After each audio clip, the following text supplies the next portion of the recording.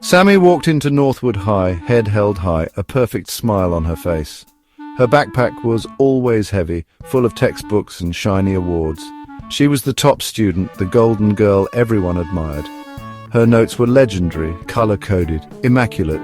She seemed to have everything: success, promise, control. But behind the straight A's and confident stride, something else flickered in her eyes. A story hidden behind layers of achievement. Her smile was bright, but sometimes it didn't reach her eyes. Her eyes held a quieter, more complicated story.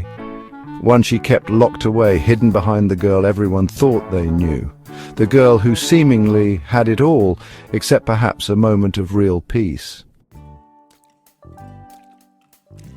The pressure was immense, a heavy blanket she couldn't shake off.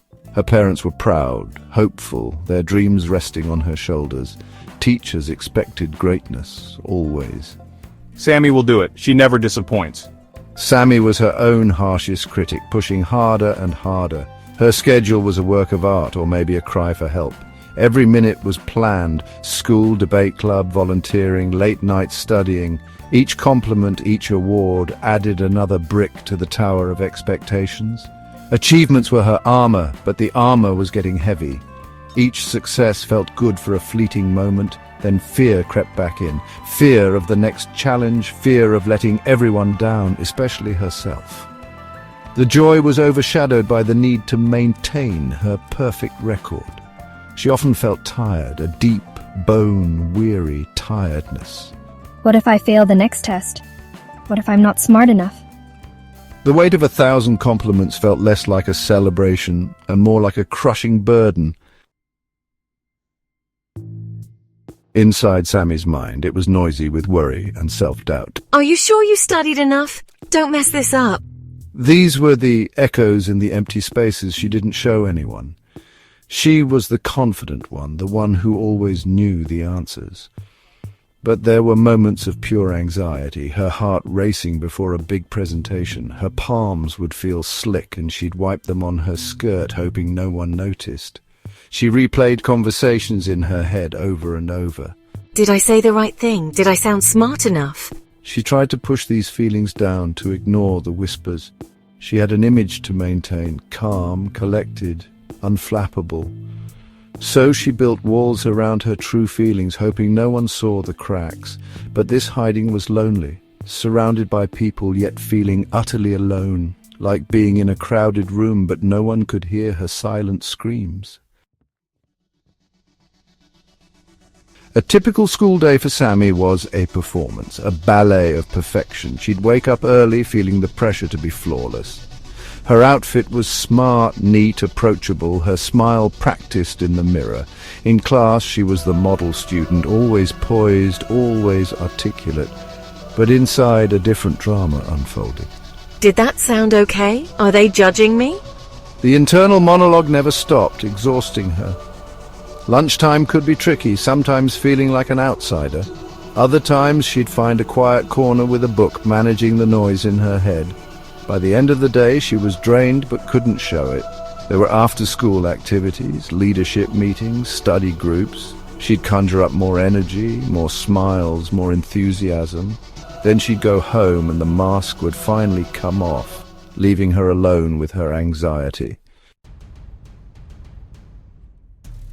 The pressure had been building for weeks with midterms and the debate championship. Sami was the team captain, expected to lead them to victory. The weight felt heavier, like a physical presence pressing on her chest. Sleep became a luxury she couldn't afford. During a practice debate, my opponent was sharp, relentless. Sami fumbled for her notes. Her mind went blank, her heart hammered, her vision blurred, her hands shook. I managed to stammer a few phrases, then I just stopped. Silence filled the room, all eyes on her, not with admiration but with concern. She felt a hot flush creep up her neck. This was it, the moment the cracks would show. She mumbled an apology and sat down, feeling a tremor run through her. It wasn't a full breakdown, but a warning, a signal the dam was about to burst. An unexpected lifeline Miss Evans saw beyond the surface. She noticed the shadows, the tension in Sami's shoulders. During the practice debate, I saw Sami falter, the panic in her eyes. Miss Evans saw a silent cry for help, a glimpse behind the curtain. Later, she saw Sami in the hallway, rushing head down. Most teachers would have let her pass, but Miss Evans felt a need to reach out. She stepped into Sami's path, offering a soft, understanding smile. Sami looked up, startled, her mask slipping, revealing vulnerability. Miss Evans held her gaze, a silent offer of support, an unspoken lifeline. The next day, Miss Evans asked Sami to stay after class. Sami expected a lecture, bracing for criticism. Sami, I just wanted to see how you are, really how you are.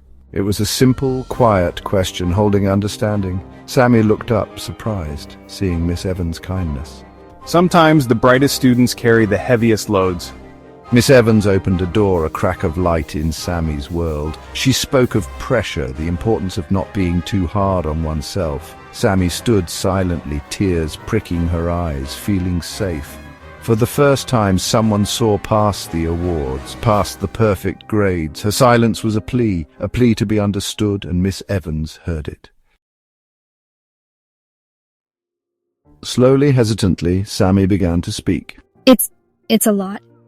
Admitting it felt strange, terrifying, but freeing. Miss Evans listened, creating a space for Sami's words. Sami talked about the pressure, the fear of failure. She shared enough for Miss Evans to understand, enough to feel heard. The act of sharing was like unlocking a door. It's okay to feel overwhelmed. You don't have to carry this by yourself. Sami agreed, a small nod, a significant step towards help. Miss Evans suggested talking to the school counselor. Sami felt a flicker of hope, a tiny spark in the darkness.